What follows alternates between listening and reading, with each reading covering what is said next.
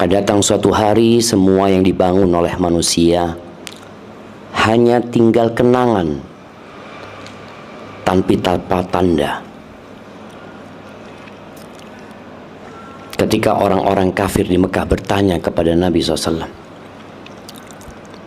kalau bangunan hancur, wajar mereka melihat. Tapi bagaimana dengan gunung-gunung?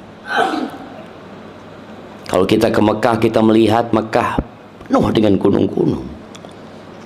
Dan di negeri kita pun banyak gunung-gunung. Dan tempat yang kita sedang berada di dalamnya, ini tempat yang agak tinggi dibandingkan tadi masjid kita yang sholat subuh di sana. Mereka bertanya, wa yas'alunaka 'anil jibal. Bagaimana ceritanya gunung-gunung itu? Faqul yansifuha rabbi nasfa. Katakan kepada mereka, Tuhanku akan menghancurkannya sehancur-hancurnya. Fayadharuha qa'an safsafa, la tara fiha 'iwajan wala amta. Allah akan jadikan bumi ini rata gitu loh. Sekarang bumi ini nggak rata. Ada dataran tinggi, ada dataran rendah. Ada gunung dan ada lembah. Tapi kelak semuanya akan rata sama tanah. Maka hendaklah kita senantiasa ingat kepada Allah Azza wa Jal, bahwa kita miliknya dan kita akan kembali kepada Allah. Wa bihi nasta'in ala umurid dunya waddin. Dan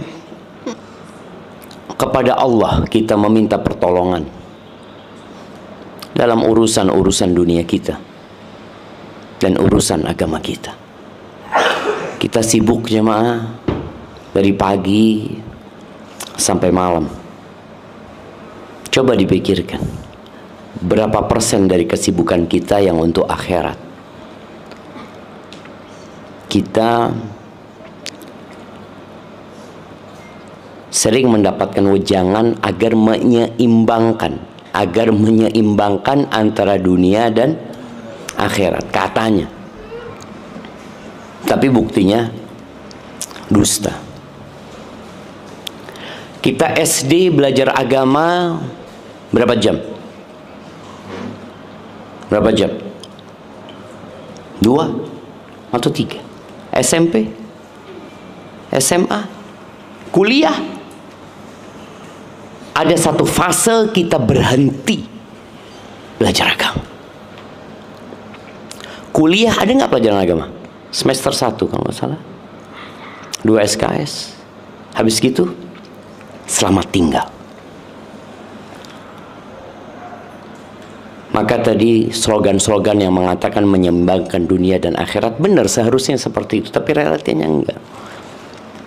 Allah mengatakan bal tu'thirunal hayatad dunya, kalian lebih mementingkan kehidupan dunia. Wal akhiratu khairu wa abqa, sedangkan akhirat itu lebih baik dan lebih kekal. Kita lihat bagaimana orang tua kita meninggal dunia, pergi. Yang mereka bangun nggak dibawa. Kita lihat nenek-nenek kita. Kita lihat bagaimana Indonesia merdeka. Kemana mereka? Mereka tidak merasakan kemerdekaan. Mereka mati. Mereka meninggal dunia. Dan tidak ada yang mereka bawa. Allahumma salli wa sallim ala abdika wa rasulika Sayyidina wa maulana Muhammadin wa ala alihi wa ashabi ajmain. Ya Allah, semoga salawat dan salam, berkah dan nikmat senantiasa Engkau curahkan untuk hamba kekasih-Mu, untuk baginda Nabi kita Muhammad alaihi salatu wassalam, untuk keluarga beliau, untuk istri-istri beliau, untuk putra-putri beliau, dan untuk seluruh sahabat Nabi. Semoga Allah meridai kita bersama mereka. Amma ba'd. Apa temanya tadi?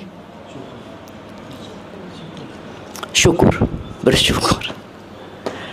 Ya, bersyukur nih Ammar hadir di dunia. Ya Ammar, engkau akan lihat dunia ini terlaknat. Semua yang kita sentuh itu akan hancur. Kita kalau bicara tempat yang dikutuk, tempat itu akan hancur. Dan semua yang kita sentuh dalam kehidupan ini akan hancur. Tidak ada kesenangan di muka bumi ini kecuali dibalut dengan kesedihan. Tidak ada yang tertawa dari pagi sampai sore, kecuali mungkin di sore hari dia akan menangis. Hari ini ada yang dilahirkan, dan di hari ini pula banyak yang dikebumikan. Itulah kehidupan. Bicara syukur, kita itu makhluk yang tidak pandai bersyukur. Tidak pandai bersyukur. Allah sudah membuat pernyataan di dalam Al-Quran Al-Azim. Allah mengatakan wa qalil. Qalil itu artinya apa? Sedikit.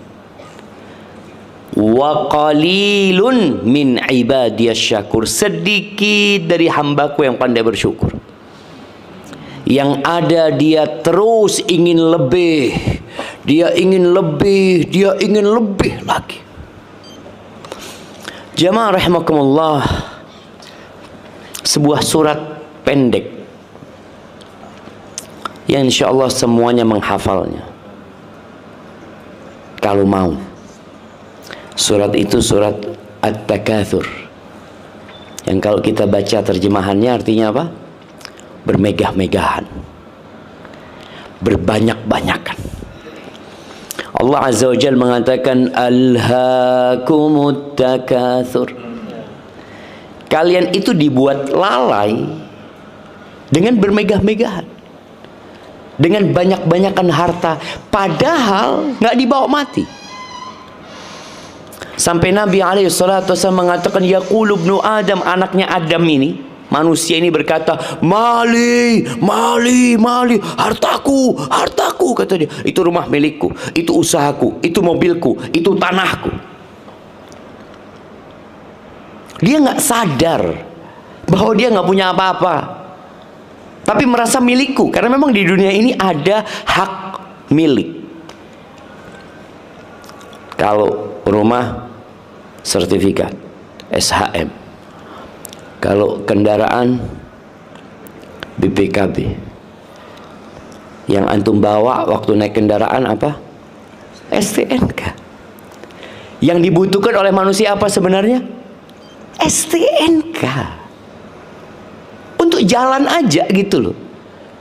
Ada orang bawa BPKB di mobilnya? Nggak ada. Dia mau tunjukin sama orang ini mobilku, nggak ada. Dia pakai, orang lihat, dia sudah milik dia seperti itu. Tapi ada dalam hati itu suka memiliki, padahal tidak memiliki apa-apa. Makanya ketika Nabi alaihissalatu menjelaskan yaqulu ibnu Adam mali mali, anaknya Adam mengatakan hartaku, milikku, milikku, walaysa laka min malik. Nabi menegaskan, dan tidaklah yang menjadi milikmu kecuali tiga. Ma akalta fa'afnit. Siapa yang udah makan jagung? Oh, ana makan jagung tadi. Yang engkau makan kemudian dia akan musnah. Itu milikmu. Walaupun kita tahu jagung ini nggak ada SHM-nya, nggak ada. Tapi tadi kita makan, itu jadi milik kita jemaah. Itu yang pertama. Yang kedua, malabistahu fa'ablit. Yang engkau kenakan, baju yang kau pakai sampai usang. Ada orang pakai baju sampai rusak, sampai nggak bisa dipakai. Itu milikmu. Itu hartamu. Yang ketiga, wa ma tasaddaqta fa'amdai. Yang engkau keluarkan untuk sedekah, kemudian engkau simpan, itu milikmu. Sisanya fatarikuhu linnas, sisanya milik orang. Milik orang. Kita lihat sebagian kita akan pergi meninggalkan dunia dan dia baru tahu ternyata aku nggak punya apa-apa. Bahkan kita lihat ya bagaimana anak yang sayang sama orang tuanya, ketika orang tuanya mati itu jamnya dibuka jam. Kalau dia seorang wanita, ana melihat ketika ibu ana meninggal dunia, rahimahullah ta'ala, kita harus buka antingnya. Kita kita buka. Gelang yang dia pakai kita harus buka. Bener, dia nggak punya apa-apa jemaah. Tapi ambisi kepada dunia membuat kita lupa dengan harta kita. Sampai Nabi SAW pernah bertanya kepada para sahabatnya, siapa yang harta orang lain lebih dia cintai daripada harta dia? Kata para sahabat, ya nggak ada lah. Masa kita suka sama mobil-mobilnya orang? Tetangga beli mobil baru, tiap hari kita datang mandiin gitu ya. Nggak ada. Kata Nabi SAW, kalian itu lebih cinta sama harta orang lain.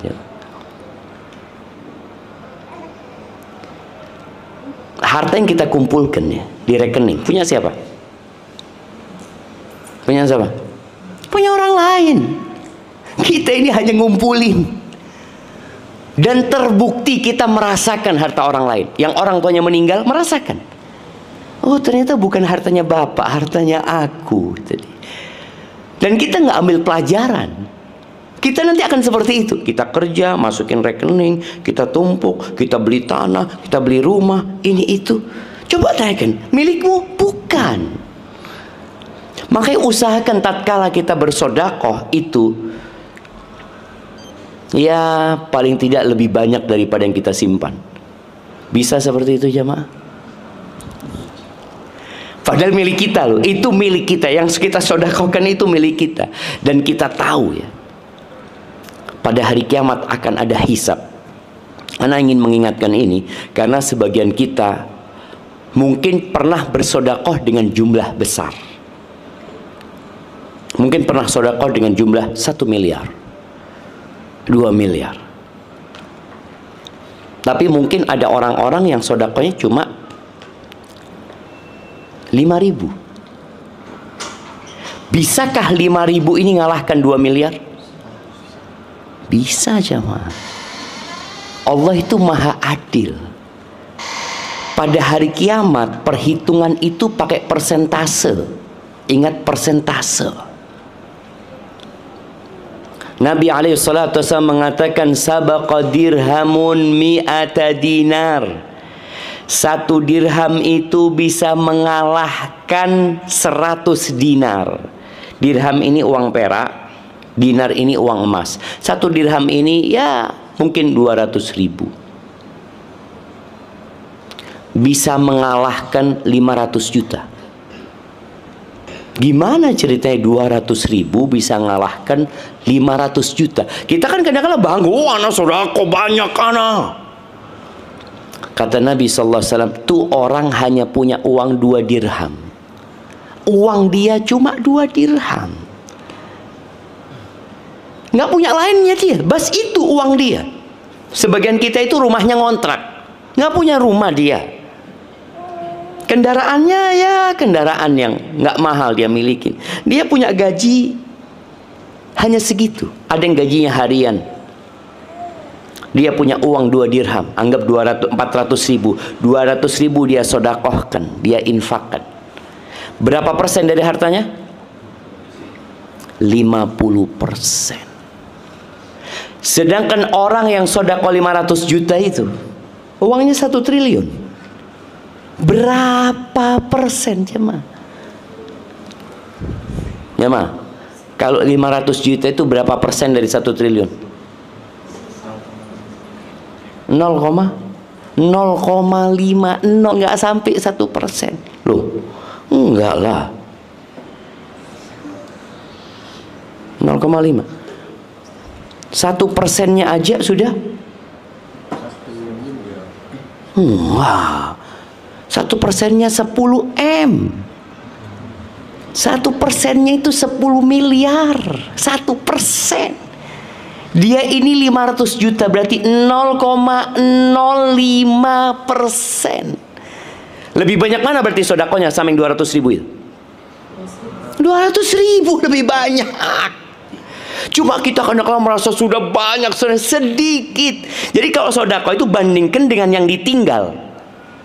Bukan dilihat nominal yang dikeluarin, tapi bandingkan dengan yang tersisa. Kita kadang-kala ada kotak amal ngeluarin 100.000, seakan-akan banyak kan. Di sebelah kita cuma ngeluarin 2.000. Kita merasa Masya Allah 100.000. Ternyata yang 2.000 cuma punya duit, ya 2.000 itu dia, nggak punya lainnya. Terus gimana dia? Ya ntar lagi kerja, kata dia. Bismillah, rezeki ada dari Allah SWT. Maka kita perlu bermuhasabah tentang bagaimana kita memandang kepada dunia ini. Kita rakus dengan dunia yang tidak kita miliki dan kita tidak bawa mati. Rasul SAW pernah bertanya kepada Ad-Dhahhak, "Ya Dhahhak, ma ta'amuka?" Dhahhak, apa makananmu? Dia mengatakan al-lahm wal laban. Kata dia, makananku daging sama susu. Kenapa? Ya di Mekah nggak ada pertanian, jemaah, nggak ada perkebunan. Jadi kalau yang bilang diet keto itu ya mereka memang ya nggak ada lainnya, ya bukan diet mereka. Kalau ada roti ya dia makan roti itu, cuma kan nggak selalu ada. Kata dia daging sama susu. Berarti ini orang kaya juga, jemaah. Ila madza yasir. Terus itu daging sama susu jadi apa? Jadi apa, jemaah? Itu Dhahhak nggak berani ngomong deh. Dia mengatakan ila ma qad alimtahu ya Rasulullah, menjadi sesuatu yang kau sudah mengetahuinya ya Rasul. Lalu kata Nabi SAW, innallaha daraba mat'ama ibn Adam mathalan lid dunya. Allah jadikan makanan manusia itu permisalan buat dunia. Permisalan buat dunia. Walaupun makanan itu dihiasi, ana nggak kebayang ya. Makanan itu dihiasi. Tapi sekarang ana bisa melihat bagaimana di restoran-restoran bintang 5 itu ya. Makanan itu dihias ya sama chefnya ya. Makannya cuma dikit, jemaah. Di model gini, model gini. Jadi apa nanti, jemaah? Mau di model kayak apapun tetap jadi kotoran. Dan itu dunia, jemaah. Terus nggak boleh kaya? Boleh kaya. Kata Nabi SAW, la ba'sa bil ghina, nggak apa-apa kaya itu, nggak apa-apa. Tapi ada satu syarat. Apa syaratnya? Jemaah, apa syaratnya jadi orang kaya? Syaratnya takwa. Jadi pernah di Masjid Nabawi ini para sahabat ngomong urusan dunia, urusan fulus ya, ini itu. Belum ada Rasulullah SAW. Tahu-tahu Nabi keluar dari rumahnya. Mereka bertanya, ya Rasulullah, kita ini ngomong urusan kekayaan ini, kata dia. Kata Nabi SAW, la ba'sa bil ghina, nggak apa-apa kaya itu, limanittaqa, asalkan orang itu bertakwa. Sebagian kita ketika kaya ternyata semakin miskin. Apa yang menyebabkan dia semakin miskin? Ambisi. Anda dulu berpikir ya, orang kalau kaya itu enak hidupnya, ibadahnya lebih banyak. Mungkin dia bisa tiap hari hatam, baca 3 juz Al-Quran. Oh, dia nggak ngapa-ngapain, fulus sudah tinggal buka keran. Dia di masjid dari maghrib sampai isya, karena dia udah nggak mikirin fulus lagi gitu loh. Tapi ternyata harta ini punya efek samping. Kita tuh kalau beli obat berusaha untuk baca efek sampingnya. Pernah nggak kita baca efek sampingnya harta? Apa sih? Kalau aku punya fulus ini, kira-kira seperti apa bahayanya buat aku? Ternyata orang yang kaya itu merasa nggak butuh. Kalau nggak butuh sama orang, nggak apa-apa. Tapi kalau sudah sampai nggak butuh sama Allah, itu yang bahaya. Doanya nggak lagi panjang. Orang kalau nggak punya itu doanya panjang. Karena dia nggak tahu besok makan apa. Sebagian kita tahu, insya Allah 2 tahun lagi masih ada harta. Kalau dia nggak kerja, cukup gitu. Atau 10 tahun, cukup. Sehingga dia jadi memohonnya kepada Allah, jadi ini efek-efek samping ya. Artinya kita bisa hindarin hal itu. Makanya kata Allah Azza wa Jalla, innal insana la yatgha. Sesungguhnya manusia itu benar-benar melampaui batas. Kapan? Ketika dia merasa nggak butuh. Dan itu yang dikhawatirkan buat orang-orang yang punya harta lebih. Dan tadi disebutkan bahwasanya orang kaya itu bisa jadi miskin dia jiwanya. Makanya kita nggak peduli lagi untuk mengumpulkan harta, apakah dengan cara halal atau haram. Kita nggak pernah belajar kadang-kala jamaah, mana sih yang halal, mana sih yang haram. Ya semuanya diterabas, yang penting anak tidak nyakitin orang ya. Padahal dalam usaha, bisnis, kerja, dagang, apapun itu ada halal haram. Akan datang satu masa, kata Nabi SAW, la yubalil mar'u. Datang satu masa orang nggak lagi peduli dari mana dia dapat harta, dari halal atau haram. Terus dia cari harta. Apa yang harus kita lakukan sekarang ini? Yang perlu kita lakukan adalah bermuhasabah, mengevaluasi kenapa kita kerja, jemaah. Untuk apa, jemaah? Buka usaha lagi, buka usaha lagi, buka usaha lagi, mati. Lalu terus buat apa sebenarnya? Maka jadikan ambisi kita itu akhirat. Buka usaha supaya kita bisa lebih dekat sama Allah Subhanahu wa taala. Buka usaha supaya Anda bisa membantu dakwah ini. Buka usaha supaya Anda bisa menyekolahkan anak-anak yatim. Soalnya sebagian orang sudah sampai titik dia udah nggak butuh. Jadi tambahan harta dia itu nggak ada gunanya. Kapan harta itu berguna? Ketika dia butuh. Dan kita tahu ya, harta ini baru bermanfaat kalau kita keluarkan. Kalau di rekening kita nggak ada manfaatnya, hanya angka. Kapan bermanfaat? Ketika dikeluarkan. Nah, sebagian kita sampai titik udah nggak ada tambahannya, ini udah nggak ada gunanya. Tambah 0 pun nggak ada. Cuma nggak ada. Aku nggak mau beli apa lagi. Kalau dia butuh rumah, dia beli rumah udah punya. Oh, dia butuh umpamanya beli mobil, udah ada mobil. Dia butuh, nggak ada. Jadi sampai fase tambahan 0 itu nggak ada gunanya sama sekali. Manfaatnya cuma apa? Cuma lihat di rekening. Oh, masya Allah, tambah 0-nya.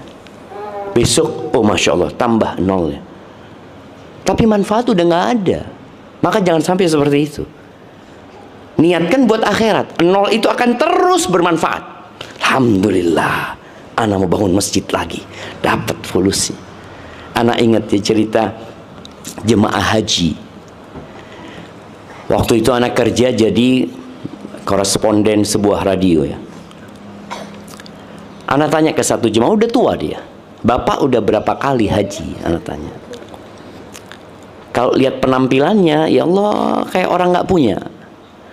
Alhamdulillah, saya sudah 3 kali Pak Ustadz, katanya. Loh, gimana ceritanya, kata dia. Iya, waktu pertama saya haji Ustadz sama istri, kata dia. Saya ngomong sama istri, nanti kalau kita punya rezeki lagi, kita nggak usah haji ya, kata dia. Kita bangun masjid. Kata istrinya, iya mas, orang Jawa dia. Subhanallah Ustaz, kami pulang dikasih rizki sama Allah. Itu tambahan 0 itu terus tambah. Akhirnya kita bangun masjid Ustaz. Alhamdulillah. Selesai bangun masjid Ustaz, tambah lagi rizkinya Ustaz. Akhirnya kita berangkat haji lagi, daftar haji lagi. Karena udah ngomong, bangun masjid, tapi dikasih rizki, berangkatlah haji. Ketika kita haji, kita ngomong sama istri, nanti kalau kita punya rezeki nggak usah haji ya, kata dia. Terus ya sudah, kita aspal jalan di kampung. Orang kampung nih jemaah. Alhamdulillah Ustaz, kami pulang punya rezeki, nol itu bertambah jemaah. Kami aspal jalan kampung itu Ustaz, dikasih rezeki lagi sama Allah SWT. Akhirnya berangkat yang ketiga ini Ustaz. Mampukah kita seperti itu? Jadi nol itu tetap ada gunanya buat kita. Bukan berhenti, nol itu berhenti.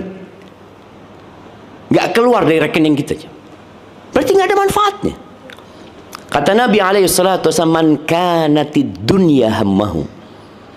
Barang siapa yang dunia jadi ambisinya, ja'alallahu faqrahu baina ainai. Allah akan jadikan kefakiran di antara kedua matanya. Jadi kemana-mana takut miskin dia, padahal banyak hartanya. Ada kekhawatiran, takut bangkrut, takut gagal, banyak. Makanya kenapa di masa sekarang ini ada asuransi? Sejak kapan ada asuransi? Sejak manusia ambisi dunianya sudah nggak ketulungan. Pernah lihat becak diasuransikan? Apa yang diasuransikan? Mobil mewah. Padahal becak ini kalau rusak, ya udah nggak punya lagi dia. Yang punya mobil mewah ini rusak, dia bisa beli baru lagi padahal. Tapi kenapa dia harus asuransi? Takut, jemaah. Takut. Ini yang namanya azab nafsi, azab jiwa. Allah jadikan kefakiran di antara kedua matanya. Mau tidur mikirin dunia, bangun tidur mikirin dunia. Wasyattata alaihi syamla, urusannya dicerai-beraikan, ruwet. Yang seharusnya dia sudah istirahat, enggak, tetap capek dia, jemaah. Yang ketiga, walam ya'tihi minad dunya illa ma qaddara lahu. Dunia tidak akan datang kecuali yang sudah ditakar buat dia. Tadi yang kita bicarakan, yang dimakan, yang dipakai, yang disedekahkan. Bas itu aja yang datang. Cuma ambisi ini yang membuat dia lelah sebenarnya, cuma. Tapi barang siapa yang akhirat ambisinya, ja'alallahu ghinahu fi qalbi. Allah jadikan hatinya kaya, jemaah. Kaya. Ya, ini ikut tingkatan iman ya. Antum lihat Abu Bakar bisa sodakoh dengan semua hartanya, semuanya jemaah. Umar bisa sodakoh dengan setengah hartanya, setengah. Ya, ikut keimanan. Orang yang akhirat ambisinya, Allah jadikan kaya hatinya. Ketika Umar ditanya, apa yang kau sisakan buat keluargamu? Yang ditanya disisakan. Karena ingat hitungannya persentase. Seperti ini ya Rasulullah, berarti separuhnya. Abu Bakar ditanya, apa yang kau sisakan buat keluargamu? Lebih baik dari ini ya Rasulullah. Apa yang kau sisakan buat keluargamu? Allah dan Rasulnya. Sampai seperti itu imannya. Jadi tadi ketika orang ambisinya akhirat, Allah jadikan hatinya kaya, urusannya disederhanakan, dan Allah kirimkan dunia kepada dia, sedangkan dia nggak mau gitu. Aku mau mati, aku mau tinggalkan semuanya. Dikasih lagi sama Allah, dikasih lagi sama Allah. Ya udah, buat bekal dia ke akhirat. Maka jamaah rahimakumullah, banyak-banyak baca doa. Ada doa yang sering Nabi baca bersama sahabatnya, artinya dibacakan untuk sahabatnya. Agak panjang doa itu. Di antara permintaan Nabi SAW, wala taj'alid dunya akbara hammina. Jangan jadikan dunia itu ambisi kami yang paling besar. Jangan. Wala mablagha ilmina. Jangan sampai jadi tujuan ilmu kami. Ilmu kami cuma belajar buat dunia, belajar buat dunia, belajar buat akhirat kita, jemaah. Itu yang bisa Anda sampaikan, kurang lebihnya mohon maaf. Kalau ada pertanyaan, dipersilahkan.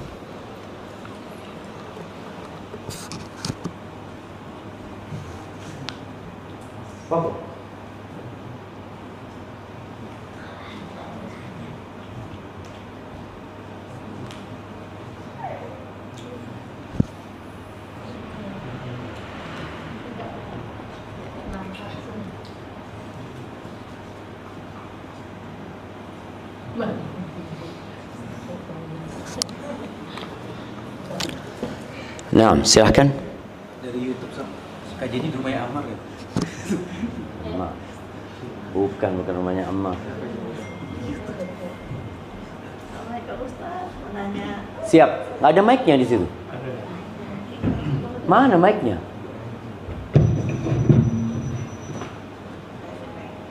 Oh, disimpan sama bapak-bapak mic-nya. Ya, salam bapak-bapak. Bismillahirrahmanirrahim. Assalamualaikum warahmatullahi wabarakatuh. Waalaikumsalam warahmatullahi wabarakatuh. Alhamdulillah, syukurillah pagi ini saya masih dalam keadaan sehat walafiat, beri hidayah oleh Allah Subhanahu wa taala untuk Amin. mengikuti datang kajian yang Bapak Ustadz berikan. Alhamdulillah saya sudah mendengar beberapa materi yang Ustadz sampaikan pagi ini. Baru saya tahu bahwa di dalam kita bersedekah itu kita harus menghitung persentase berapa yang tertinggal dengan kita. Jadi walaupun yang kita kasih banyak, tetapi masih banyak berlebih pada diri kita, itu ternyata tidak ada manfaatnya dan tidak berguna. Lebih baik mengasih 2.000 tetapi memang dia tidak ada yang disimpan. Nah, ini sudah saya ketahui bahwa bagaimana cara kita secara teori memang kita mengetahui persentase dalam membagikan zakat atau mengeluarkan rezeki yang kita punya. Ini bagaimana caranya kita mengapakan diri kita, Ustadz? Kita tahu secara teori ini demikian jalannya, tetapi dalam prakteknya itu kadang susah sekali kita untuk menyatukan hati dan pikiran kita. Secara hati benar, tapi pikiran melakukannya lain gitu, Ustadz. Jadi bagaimana kita bisa mensejajarkan antara pikiran dan hati yang udah saya dapat pagi ini. Alhamdulillah, syukurillah materi yang begitu bagus. Ternyata kita bersedekah itu bukan banyak nilai banyaknya, tetapi berapa yang tersimpan terduduk pada diri kita. Mungkin saya hanya ingin mendengar bagaimana cara kita menyatukan hati dan pikiran kita di dalam masalah ini, Ustaz. Terima kasih. Assalamualaikum warahmatullahi wabarakatuh. Waalaikumsalam warahmatullahi wabarakatuh. Masya Allah jamaah ya. Ya, ini pertanyaan yang menarik sekali ya. Soalnya pikiran kadang-kala nggak sejalan sama hati. Ilmu yang kita milikin tapi ternyata hati kita belum bisa menjalankannya. Konsep sedekah dalam Islam ini ada sedekah wajib. Kita tahu sedekah wajib itu zakat 2,5%. Itu yang wajib.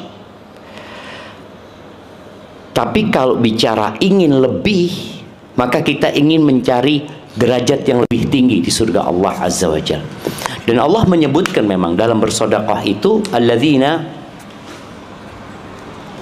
yunfiquna fis sarra wa dharra. Allah menyebutkan orang-orang bertakwa itu berinfak dalam kondisi sempit dan lapang. Sebagian kita baru bersedekah kalau banyak hartanya. Enggak. Orang beriman itu engkau nggak punya tetap sedekah, bisa sedekah. Walaupun tadi nominalnya nggak banyak, padahal hitungannya banyak di sisi Allah Subhanahu wa taala. Memang semua itu dimulai dari bawah. Ana rasakan, dan insya Allah semua merasakannya. Ketika uang kita sedikit, kita itu sedekah banyak aman. Kita mau yang punya duit 10.000, mau sedekah 5.000 itu bisa. Cuma 5.000, padahal itu setengah harta kita. Kemudian ketika kita punya duit 100.000, bisakah kita sedekah 50.000? Masih bisa. 50.000, insya Allah ntar cari lagi gitu kan. Padahal 50%. Ketika uang kita 1 juta, mau sedekah 500.000 mulai berat. Padahal nilai 500.000 itu sama dengan 5.000, nggak ada bedanya. Sama persis. Ketika kita punya uang 1 M, mampukah kita sedekah 500 juta? Padahal sama dengan 5.000. Sama. Masalahnya di mana? Cinta dunia. Hubbud dunya. Makanya agar kita bisa menyelaraskan pikiran dan hati itu, diantaranya adalah dengan mengingat akhirat. Salah satu caranya adalah dengan ziarah kubur. Orang ketika lihat bapaknya, bapak mungkin yang dulu punya usaha besar, ya Allah nggak ada yang dibawa sama bapak ya, ditinggalkan buat anak-anaknya. Dan kadangkala aku, mamanya seorang ibu, anak-anakku sudah mapan semuanya. Buat apa hartaku? Ya seharusnya buat aku gitu loh. Buat aku, anakku sudah Masya Allah semuanya. Maka bagaimana dia menyelaraskan pikiran dan hati ini? Tadi salah satunya dengan memperbanyak mengingat kematian, ya, kemudian mengingat akhirat. Cuma memang para ulama ketika berbincang, bolehkah orang sedekah dengan semua hartanya? Seperti Abu Bakar, ya, kalau imanmu seperti Abu Bakar, tafadhol. Jangan pulang nanti mengeluh uangnya habis gitu. Kalau nggak mampu seperti imannya Umar, ya separuhnya. Umar kan hanya separuhnya yang dia berikan. Jadi jangan berlebih-lebihan bersedekah dan jangan bakhil. Jadi paling enggak tetap pikiran kita dipakai, tapi hati kita menjadi pemandu tatkala kita beramal. Dan ingat jamaah, ada syarat diterimanya sedekah kita, yaitu ikhlas lillahi ta'ala. Dan kalau bisa kita ini punya amalan yang tersembunyi. Sedekah suami nggak tahu, sedekah anak nggak tahu, suami juga sedekah istri nggak tahu. Istri sedekah suami nggak tahu, nggak apa-apa, yang penting jangan pakai duitnya suami. Ini sedekah pakai duitnya sendiri gitu loh. Kalau pakai duitnya suami, mau nggak mau harus pakai izin suaminya. Kemudian tadi berdoa agar kita dikuatkan keyakinan kita dengan akhirat, dan kita memandang kepada dunia ini benar-benar hina. Makanya ketika Nabi SAW tidur, ya, di atas kasur yang dari tikar, dari daunnya kurma itu, bekas di perutnya Nabi SAW ada garis-garisnya. Umar nangis. Dia mengatakan, ya Rasulullah, Kaisar Romawi, Kisra Raja Persia hidup dalam kelezatan, kenyamanan, dan engkau hidup seperti ini ya Rasulullah. Apa kata Nabi SAW? Mali walid dunya. Apa urusanku sama dunia, Umar? Innama mathali wa mathalud dunya karakibin. Aku ini hidup di dunia ini seperti seorang pengendara istadalla tahta syajarah, yang berteduh di bawah pohon, kemudian pergi meninggalkan pohon itu selama-lamanya. Jadi kita di dunia ini cuma di rest area cuma. Ada orang di rest area bangun rumah? Nggak ada. Udah, kita ke toilet apa, bawa keperluan, berangkat lagi. Itulah permisalan Nabi SAW dengan dunia. Udah, aku mau pergi. Dan betul Nabi sudah pergi SAW. Dan kita pun akan pergi. Maka memandang dunia dengan pandangan yang benar itu akan membuat kita, ya insya Allah kalau sedekah tadi mikirnya, oh alhamdulillah, mamanya kita punya uang 100 juta, kita sedekah 50 juta, alhamdulillah 50 juta yang aku kirim di sana. Hadza wallahu a'lam bissawab. Nah, iya silahkan kalau ada yang lainnya.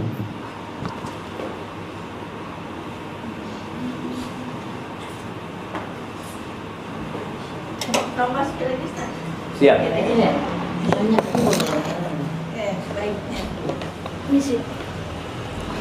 Terima kasih. Terima kasih Pak Ustadz. Jadi setelah saya mendengar dari penyampaian yang Ustadz sampaikan, berarti kalau kita mengetahui bahwa hidup kita ini di dunia ini hanya sementara, akhirat yang nyata dan lebih di sana, berarti kita tak perlulah kaya-kaya ya Ustadz di dunia ini gitu. Tapi kadang yang namanya kita manusia ini kan kebutuhannya kan, keinginan boleh katakan ada, karena kita bukan malaikat kan Ustadz, kita manusia biasa. Jadi kalau udah tengok kajian ini kan berarti kita tidak perlulah kaya-kaya banyak duit, yang penting hati kita untuk mempersiapkan akhirat itu. Tapi bagaimana ya cara kita menanam hati kita itu supaya bisa mengarah ke sana itu Ustaz. Itu saja. Assalamualaikum warahmatullahi wabarakatuh. Waalaikumsalam warahmatullahi wabarakatuh. Oh Masya Allah, Masya Allah. Mana Bang Riko? Masya Allah, barakallahu fikum ya. Salam buat beliau. Iya, kalau bicara nggak perlu kaya-kaya, perlu kaya. Perlu kaya. Kan Nabi SAW mengatakan la ba'sa bil ghina, nggak apa-apa kaya itu, asalkan bertakwa. Tadi kalau orang muslim itu kaya, uangnya 1 juta, dia sedekah 500.000, Masya Allah manfaatnya kan banyak. Sisanya 500.000. Kalau dia punya uang 10 miliar, sodakohnya 5 miliar, Masya Allah kan, manfaatnya buat umat itu besar. Jadi kalau bicara kaya itu nggak apa-apa, yang penting bertakwa. Namun tadi jangan sampai kita sampai di satu titik nol itu cuma nambah tapi nggak keluar. Nolnya nambah loh. Yang dikeluarkan berapa? Tetap 100 juta mamanya. Saya alhamdulillah Ustaz, tiap tahun saya sedekah 100 juta. Padahal nolnya sudah nambah dia. Seharusnya 100 juta itu juga nambah, nolnya 1. Jadi tetap berpikir persentase tadi. Kaya silahkan. Kalau bicara kebutuhan manusia itu terbatas. Baju manusia butuh berapa? 2 lah, 1 dipakai, 1 dicuci. Tas, mama butuh tas berapa? Mama butuh tas berapa? Mama tasnya sama dengan warna bajunya. Kalau bajunya 10, tasnya 10. Itu keinginan, bukan kebutuhan. Dan kalau bicara keinginan, ya keinginan nggak ada batasannya, nggak ada batasannya. Kita punya mobil ini, kepingin punya mobil ini, maka kita punya handphone. Perusahaan-perusahaan ini kan memang bikin handphone itu berusaha dia untuk menggabungkan kebutuhan dengan keinginan. Padahal lebih banyak keinginannya. Kalau butuh, banyak orang tua butuh HP apa? Ya bisa buat telepon, bisa buat WA, selesai. Tapi kalau keinginan, Masya Allah, kepingin yang kameranya 7 supaya lebih keren, momen seperti. Jadi kalau keinginan itu memang nggak ada batasannya. Nah, kita yang harus mengerem keinginan itu. Tapi kalau kaya butuh tadi, karena umat butuh gitu loh. Dan kita butuh buat akhirat kita. Makanya pernah di masa Nabi SAW, orang-orang miskin itu ngeluh. Datang kepada Rasul SAW mengatakan, ya Rasulullah, zahaba ahlud duthur bil ujur. Ya Rasul, itu orang-orang kaya borong pahala mereka. Kata Nabi SAW, gimana kata dia? Yusalluna kama nusalli. Mereka sholat seperti kita sholat, sama. Yasumuna kama nasum. Mereka puasa, kita puasa. Orang kaya sama miskin sama di sini. Puasa sama, sholat sama. Terus yang jadi masalah, mereka bisa sodako, kita nggak bisa sodako. Wa yatasaddaquna bi fuduli amwal. Mereka bisa sodako dengan kelebihan harta mereka, kita nggak bisa gitu loh. Ini orang miskin kepingin gitu loh, tapi nggak bisa. Lalu kata Nabi SAW, kalian mau nggak aku kasih amalan yang bisa menyeimbangi mereka? Iya ya Rasulullah. Nah, selesai sholat kalian baca subhanallah 33 kali, alhamdulillah 33 kali, Allahu Akbar 33 kali, terus baca la ilaha illallah wahdahu la syarikalah sampai akhir itu ya. Itu insya Allah kalian bisa menyaingi mereka. Sudah sahabat bahagia ya. Tahu-tahu orang kaya dengar, ngamalin juga orang kaya. Datang lagi sahabat, ya Rasulullah, mereka ikut-ikutan, kata dia. Kita sudah mau bersaing, tahu-tahu diikutin sama mereka. Apa kata Nabi SAW? Dzalika fadlullah yu'tihi man yasha. Itu karunia dari Allah, Allah berikan kepada siapa yang Allah kehendaki gitu. Dan belum tentu kalau yang miskin kaya bisa seperti orang kaya yang bersedekah, belum tentu. Maka kita harus bersyukur dengan kondisi yang ada. Tadi yang kaya silahkan, semakin bisa memberikan manfaat buat orang. Jadi ketika ambisinya akhirat, semakin Abdurrahman bin Auf kaya raya, Utsman kaya raya. Tapi buat apa? Tadi buat kebutuhan umat gitu loh. Bukan untuk kebutuhan pribadi. Soalnya kebutuhannya udah cukup gitu loh. Jadi kadang berpikir cari fulus lagi, buat apa Ustaz? Ana udah cukup gitu loh. Umur sudah sekian ya. Nggak manfaat, tambahan 0 itu nggak manfaat buat akhiratnya. Seperti itu. Barakallahu fikum. Cuma tadi jangan sampai lupa halal haram ya ketika mencari dunia.